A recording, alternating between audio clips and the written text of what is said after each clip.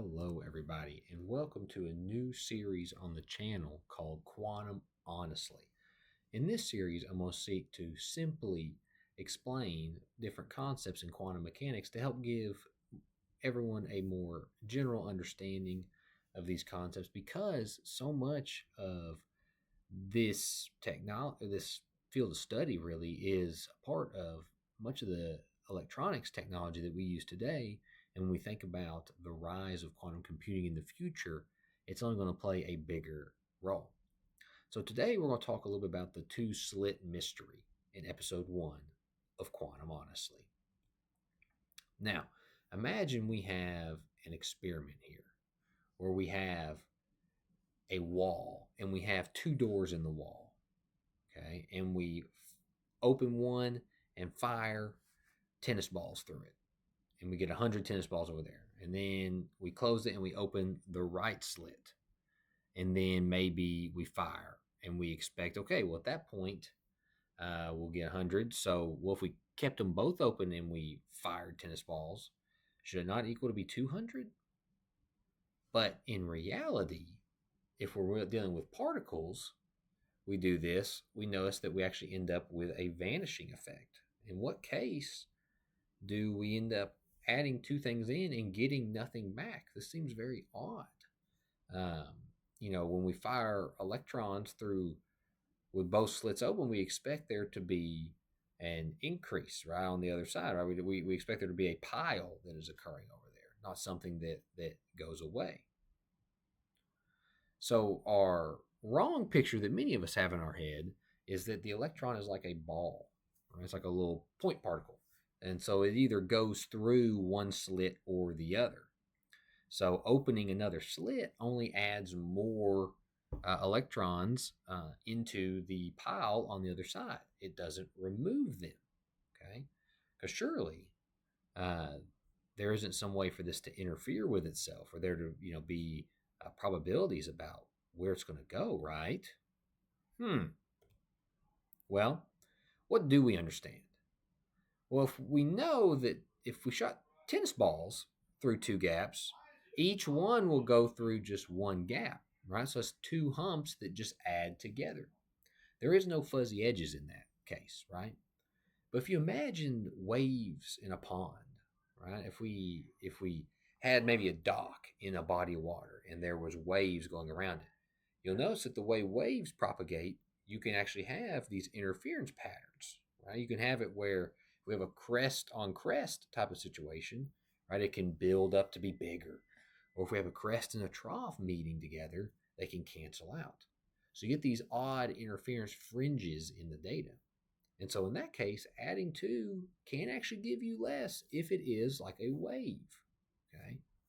So this leads us to the idea of thinking, well, is an electron really a point particle? Right? Now the electron is not a wave of stuff. It borrows the math, but not its substance, and always lands as a single dot. So it's like a point particle, but it has these wave-like properties to it. So here's an example.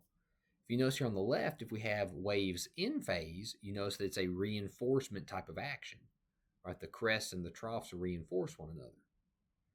Meanwhile, if we have an out of phase operation, the crests and troughs meet together and then they cancel out. So it leads up to a negation of any sort of end result value.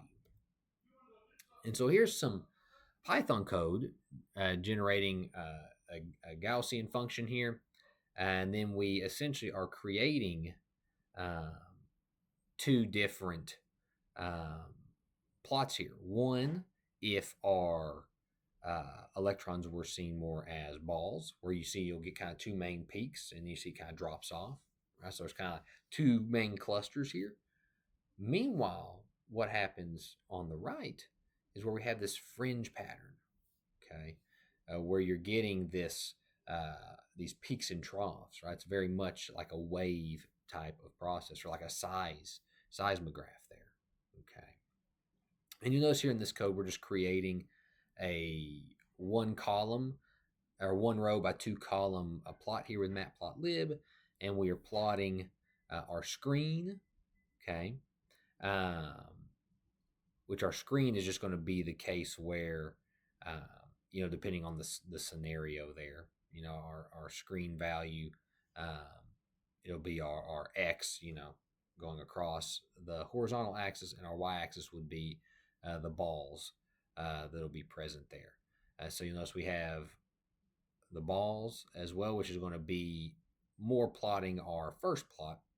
And then our second plot is going to actually plot the case where we have our fringe type of scenario going on there. Okay. So we can see here where we have this wave-like pattern.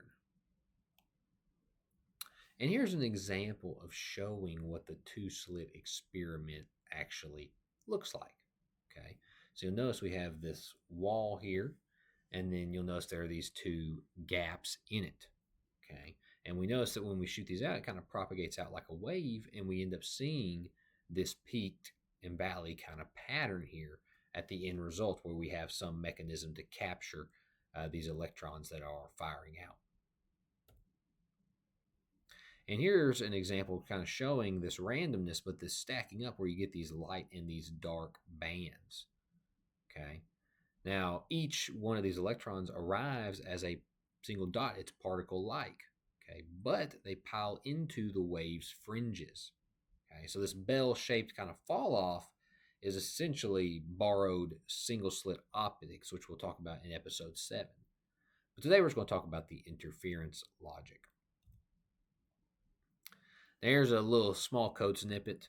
Now, this is not showing all the code I have, but this is just showing a little snippet of it to kind of give you a feel here. But you notice we have these kind of darker bands in the middle, and then they go off and get dimmer and dimmer. Okay. And we kind of see how, of course, you kind of have a points there where they build up and then where it starts to break apart. Now, here's an example kind of showing a table where if you had the left or the right slit open only, right? So a dark spot would be where they cancel out, a bright would be where they join together. And so in both cases, you would imagine you would get in a dark case, in both cases, you imagine you're getting a positive here. But really, what's happening here is that our brighter case, we end up getting more than we expect, and then our dark case, we end up getting less. And so if you imagine things as just purely being a pile of particles, that's just not the case.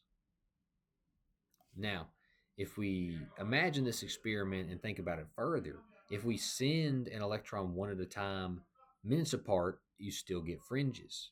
Each electron interferes with itself.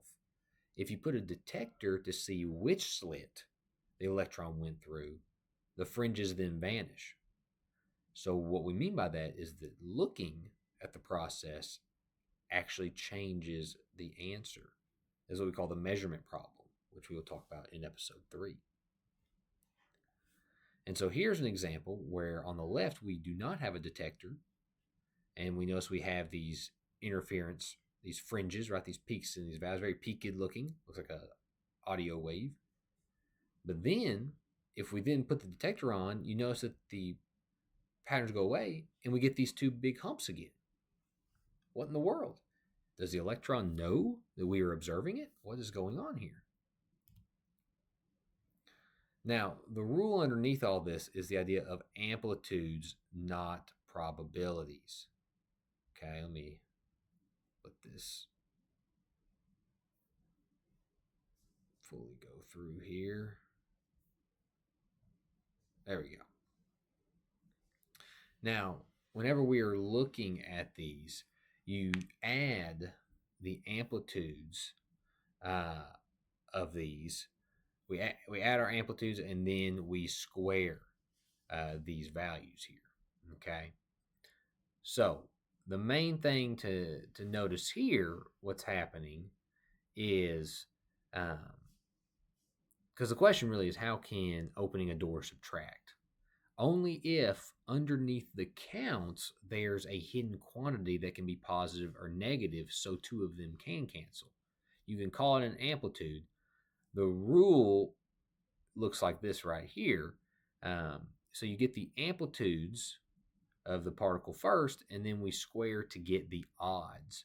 Squaring a sum creates that extra interference term, the bright and dark side of our thinking. So our classical adding the piles, in this case, is just missing it.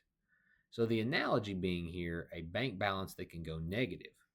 For now, I would picture an amplitude as a number that could go negative. So if we have 1 plus -1 equals 0, then we squaring that would give us 0. So that would be dark. If we have 1 plus 1 equals 2, squared is 4. That would be 4 times as bright. So that would be the main thing to notice there. And we can see here, we can add our amplitudes tip to tail and square them. So you notice if they're aligned, we get big, right? It's a big addition. But if they're opposed to one another, we end up getting nothing there. Okay. And so we see here, where we add our probabilities, we have no fringes. Adding our amplitudes and then squaring them, we get our fringes. Okay.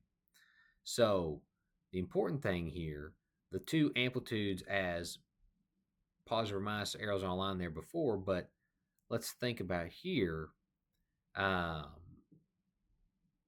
Important thing to think about is to understand that by adding these together without the fringes, you notice we just get this just regular probability curve here, and then getting our at our amplitudes and squaring, we actually get the fringes. Okay.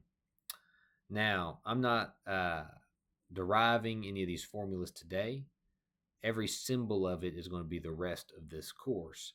Today, it's going to be what we call an IOU. Okay. So the question as we are ending here is it a particle or a wave? That's a good question. Well, the right answer would be really neither. It's really described by something called a wave function. Okay. Now, getting comfortable with that whole object is going to be our whole journey today or throughout this course. So, remember, individual dots, wave pattern. A second slit can make a spot darker. Each electron interferes with itself, and looking erases the effect. The one rule under all of it, amplitudes add, then square.